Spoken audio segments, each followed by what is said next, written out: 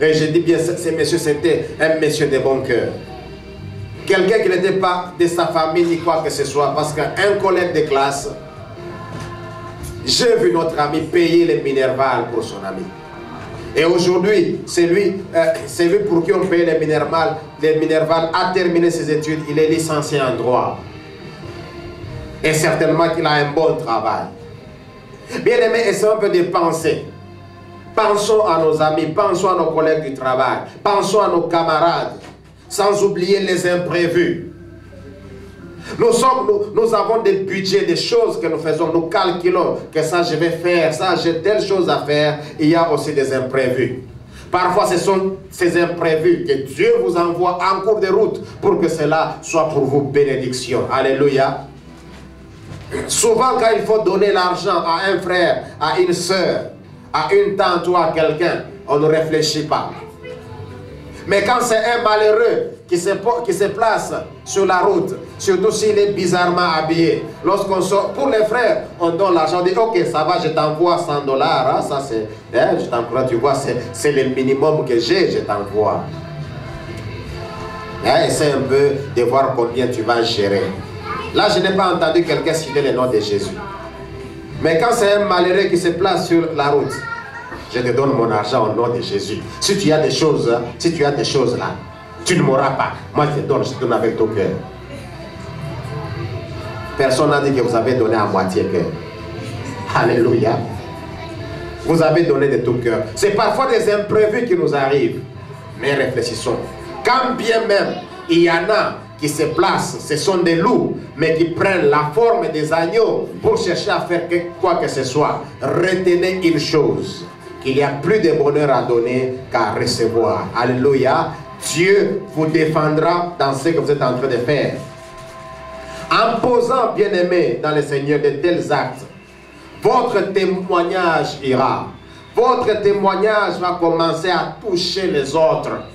Regardez celle qui a posé un acte dans le store, le témoignage est parti jusqu'à ce qu'elle est allée gagner un grand poisson qui a été éventré et que ce poisson est devenu un grand partenaire de son ministère. Les actes que vous êtes en train, ou bien que nous posons envers les autres, changera même l'attitude de nos ennemis. Parfois, il y a les gens qui parlent mal de nous parce qu'ils ne nous connaissent pas profondément. Mais lorsqu'ils entendront ce que nous sommes en train de poser comme acte, vous savez, les bons actes parfois réfléchis, les bons actes effrayent et ça amène même à l'étonnement. Et généralement, ça change l'attitude des ennemis. Quelqu'un pouvait être contre vous, parlant mal de vous tous les jours sans réfléchir.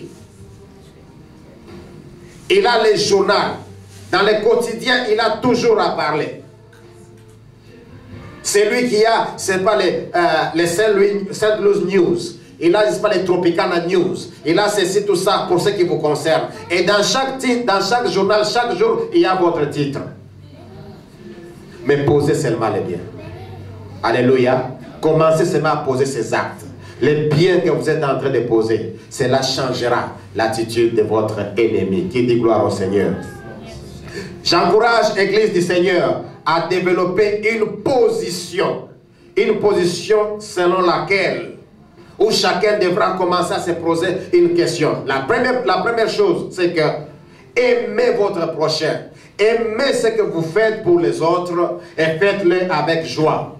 Et la deuxième question que j'aimerais que chacun se pose tous les jours, chaque fois lorsque tu te lèves, commence à te poser la question, qui est-ce que je dois bénir aujourd'hui? Cherchez autour de vous qui est-ce que vous pouvez bénir. Le matin, chaque fois que vous vous réveillez, chaque fois que vous êtes debout, dans votre prière, dites Seigneur, merci parce que tu m'as donné le souffle de vie. L'Église, nous avons besoin de vivre cela, Église du Seigneur. Nous avons besoin de vivre l'amour. Nous avons besoin d'être en communion. La communion n'est pas seulement de s'appeler au téléphone. Nous pouvons nous appeler autant de fois au téléphone, parler pendant des heures et des heures. Je dis encore une fois, peu importe les heures que nous pouvons parler ensemble au téléphone. Mais si cela n'a pas pour motivation l'amour, nous sommes en train de passer le temps. Alléluia. Mais si nous pouvons nous parler pendant des heures ou pendant moins de minutes au téléphone, mais avec comme base l'amour, rassurez-vous que ce sont les minutes bénéfiques que nous sommes en train de passer. Ne parle pas avec moi au téléphone pendant que nous sommes en train de parler. Toi tu pries, tu dis bon voilà, il est en train de me parler, mais qu'il ne me dérange pas la fin. Alléluia, il me parle, il me raconte des histoires. Surtout quand ce sont les appels qui viennent de loin. Nous qui sommes à l'étranger. Quand quelqu'un nous appelle au loin, généralement, il y en a qui ont l'habitude, quand il l'appelle, à la fin de son discours, il y a toujours « j'ai besoin de manger ». Nous ne refusons pas de telles choses. Mais il y a d'autres appels qui sont tout simplement sympathiques, parce que quelqu'un ne vous a pas entendu.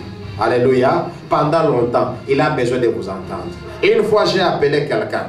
Évidemment, nos appels, quand ils vont dans un sens, ce sont des appels tout à fait bénéfiques. Mais on oublie que les appels aussi qui pourront venir vers nous sont aussi bénéfiques.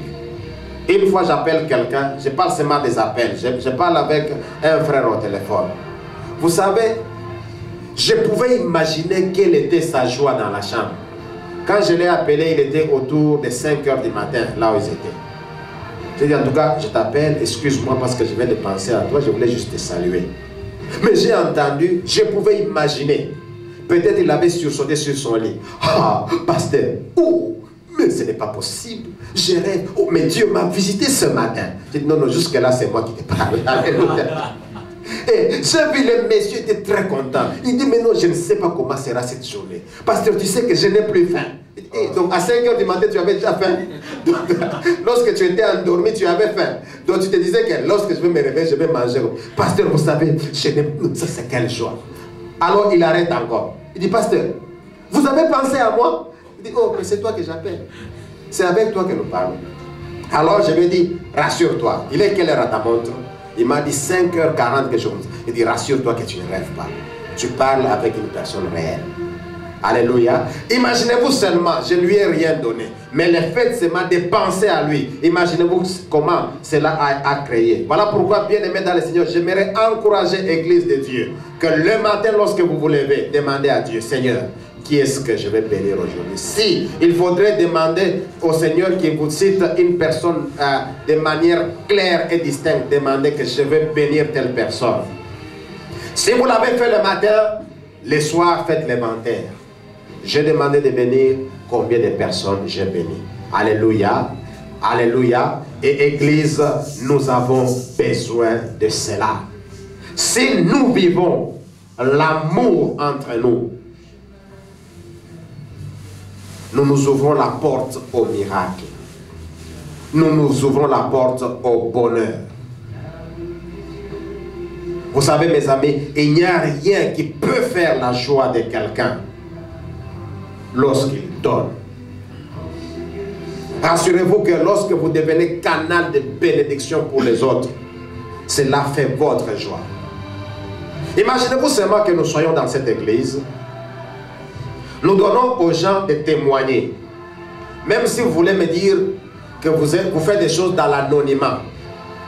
Vous êtes la personne la plus douce dépassant même la colombe. Les gens commencent à passer, défiler ici. Bien-aimé, aujourd'hui, j'aimerais bénir le Seigneur. Je bénis le Seigneur, pourquoi? Parce que ça fait 5 ans, j'ai passé des moments difficiles, mais une fois, j'ai rencontré Cédric. Cédric m'a dit ceci: prends courage, Dieu est avec toi. Et depuis qu'il m'avait donné cette parole, j'ai compris qu'il fallait que je sois courageux. J'ai pris courage, je suis allé appliquer quelque part, j'ai eu du travail. Voilà pourquoi je viens bénir le Seigneur pour la parole que Cédric m'avait donnée. Alléluia. Un autre passe. Mes amis, je ne peux pas me contenir. Parce que quelqu'un a parlé de Cédric, permettez-moi de parler aussi de Cédric. Un jour, j'avais un problème, il est venu me voir à la maison, il m'a donné 1000 $. Cédric, c'est la personne la plus humble. Quelqu'un, je ne peux pas aussi me contenir. Un jour, quand je venais d'arriver dans ce pays, Cédric m'a dit, mais tu vois, ce pays, c'est comme ça. Mais néanmoins, comme tu viens d'arriver, il fait froid, allons un peu au store, je vais t'acheter les habits. Oh, dites-moi un peu, quand ces gens commencent à témoigner comme ça, qu'est-ce que Cédric sentira dans son cœur?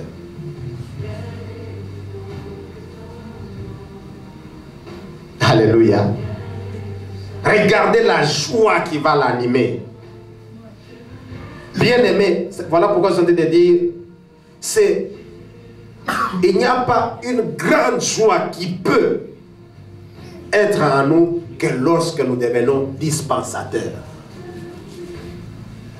Chez nous, tout ce qu'on appelle, il y en a chez nous qui sont devenus vieux ou grands de leur famille par rapport à leurs grands frères à cause de ce qu'ils ont comme moyen. Alléluia. J'ai rencontré plusieurs fois dans des deuils. Et j'aimerais vous dire que quand il y a deuil, là où les gens pleurent, tout le monde ne pleure pas par compassion d'avoir perdu. Il y en a qui pleurent par interrogation. Alléluia. Vous savez, quelqu'un qui avait 45 ans, qui a perdu son père, et il pleurait sérieusement à 45 ans. Mais papa, vraiment, tu es parti, tu nous as laissés seuls. Papa, vraiment, tu es parti, nous resterons avec qui? On a vu un adulte pleurer, et il pleurait sérieusement. Vous savez pourquoi il pleurait? Parce qu'il n'avait pas l'argent de cercueil.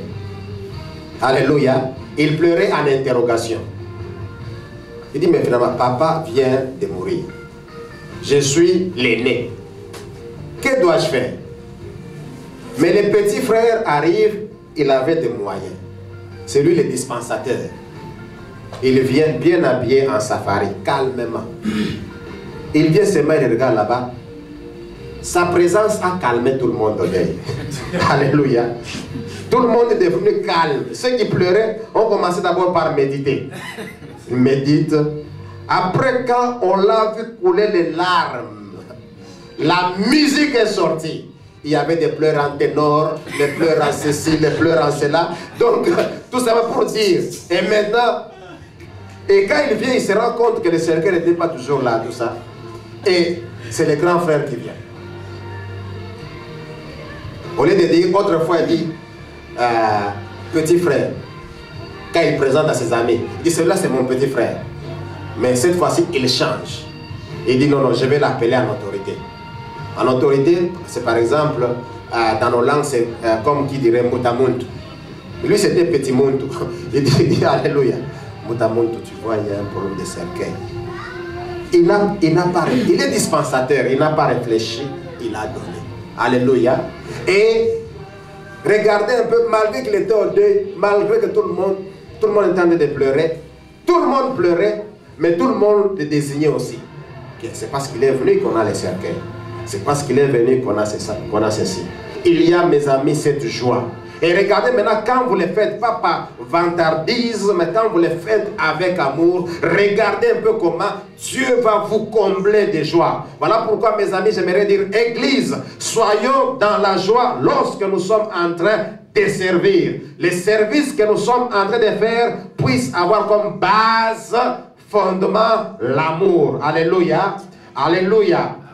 Soyons dispensateurs. Quand je parle à la dispensation, j'aimerais vous donner une image quelconque. J'aimerais que vous soyez comme cette image. Regardez la bouteille où il y a la lotion. Une seule bouteille, mais ça peut oindre plusieurs personnes. Alléluia. Quand vous venez, je pensais ce que je suis en train de parler comme dispensateur. Je vois cette bouteille de lotion. Lorsque j'ai besoin d'huile, lorsque je vais me oindre le visage, je viens, j'utilise la même bouteille. Et elle ne fait que sortir. Cette bouteille est devenue canal de bénédiction. C'est ce que Dieu voudrait que nous soyons comme la bouteille de lotion qui peut commencer à servir plusieurs qui viennent autour de nous. Ceux qui viennent, ils se servent. La bouteille de lotion peut servir ceux qui ont besoin seulement de se oindre les mains, de se oindre le visage, de se oindre tout le corps. Mes amis, tel que la bouteille de la lotion est, soyez cela dans le domaine de bénédiction avec comme base l'amour.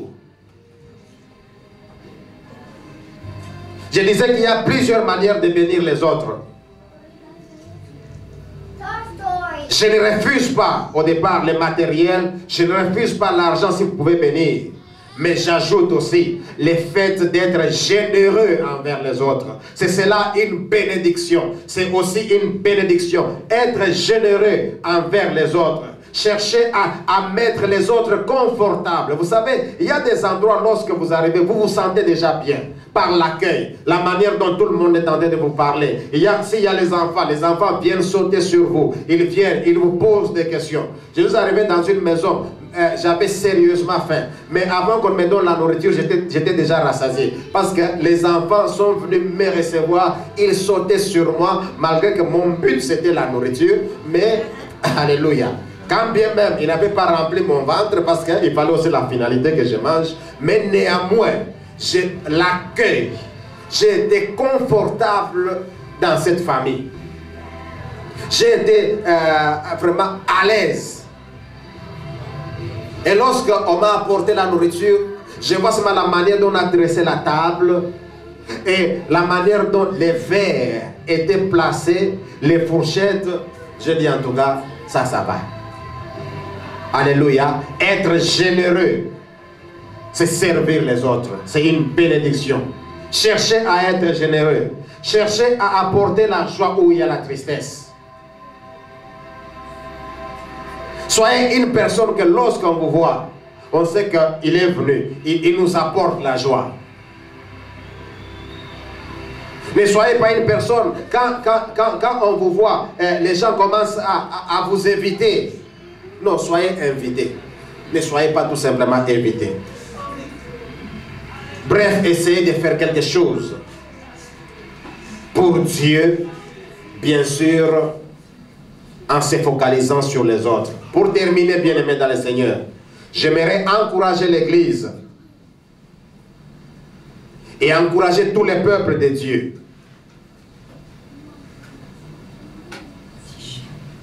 Que ne cherchons pas à voir seulement les choses qui viennent de notre côté. L'apôtre Paul dit ceci: réjouissez-vous toujours dans le Seigneur, je le répète, réjouissez-vous. Alléluia. Quand bien même les choses ne vont pas très bien de votre côté, mais ayez seulement le souci de servir les autres. Soyez prêts à servir les autres, même quand tout ne va pas. Parce que l'apôtre Paul a dit, réjouissez-vous, je le répète, réjouissez-vous. Pourquoi nous devons bénir les autres? Tout simplement parce qu'il y a la joie en bénissant qu'en recevant. Alléluia. À cause de cette joie, soyons toujours prêts à bénir les autres. Et la Bible dit, pour les mêmes versets de Actes 20, qu'il y a de bonheur en donnant qu'en recevant. Actes 20, 35. Selon la Bible amplifiée en anglais, il est écrit, c'est plus bénissant, c'est plus heureux de donner que de recevoir. C'est plus heureux, c'est plus bénissant de donner que de recevoir. Ces choses constituent une grande clé du bonheur. Donner, mes amis, servir, c'est très bon. Les faire avec joie, c'est se rendre heureux. Les gens autour de vous voudraient bien que vous les écoutiez. Je vais dire à l'église une chose. Vous savez, si vous ne connaissez pas les besoins des autres, si vous ne connaissez pas ce que les autres désirent, ce que les autres ont besoin, c'est tout simplement parce que vous ne les écoutez pas. Alléluia. Écoutez les gens. Parlez avec les gens. Écoutez-le. Vous saurez identifier leurs besoins, vous saurez identifier leurs problèmes et vous saurez quelle voie les bénir, quelle voie les servir. Si vous n'écoutez pas, vous ne le saurez pas. Vous ne saurez pas que tel problème, tel monsieur a tel problème. Je ne dis pas que nous puissions nous présenter comme agents de solution. Mais présentons-nous d'abord comme agent d'écoute. J'écoute d'abord.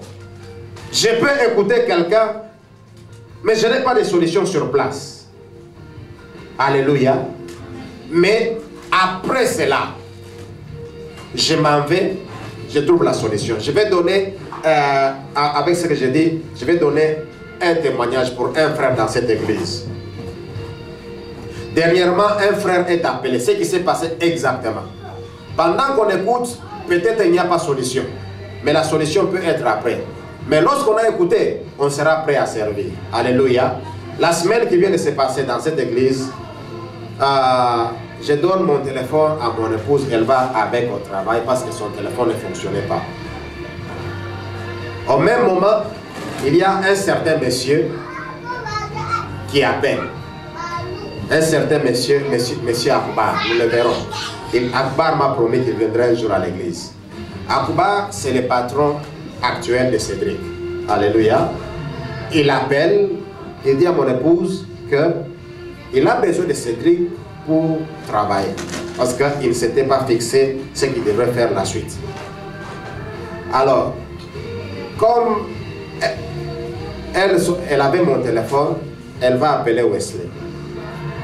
Wesley comprendra l'information de cette manière que Cédric était cherché au travail. Wesley vient prendre Cédric, ils vont à notre office de The Kings. Ils arrivent là-bas, tout le monde s'étonne de leur présence. Et finalement, qu'est-ce qui s'est passé? On ne vous a pas appelé? Qu'est-ce qu'il y a? Eux commencent à s'étonner. Ceux qui les recevaient s'étonnent, et qui sont arrivés s'étonnent aussi. Donc, les deux groupes se sont étonnés. Alléluia. Les uns s'étonnent des autres. Qu'est-ce que vous venez faire? On s'étonne. Pourquoi? Parce qu'on ne vous a pas appelé. Et aussi s'étonnent. Mais finalement, pourquoi vous vous étonnez de notre présence? C'était un peu compliqué. Alors, ils viennent de se rendre compte qu'il y a une erreur. Mais néanmoins, eux sont arrivés à parler aux responsables de l'office. Alléluia. Ils sont arrivés à parler. Que non, voilà, néanmoins, c'est celui-ci, Cédric. Ok, on s'excuse pour l'erreur qu'il y a eu, il y a eu malentendu, ils sont partis. Quand ils sont partis, l'heure qui suivrait, il y a eu une opportunité du travail. Et directement, le nom de Cédric était frais dans la mémoire de la personne qui est engagée. Et tout de suite, la personne a fait directement recours à Cédric. Pourquoi? Parce qu'elle a eu le temps d'écouter. Alléluia. Écoutez les autres, vous comprendrez leurs besoins et vous les servirez. Que le Seigneur vous bénisse. Alléluia. Gloire au Seigneur. Merci Seigneur. Merci.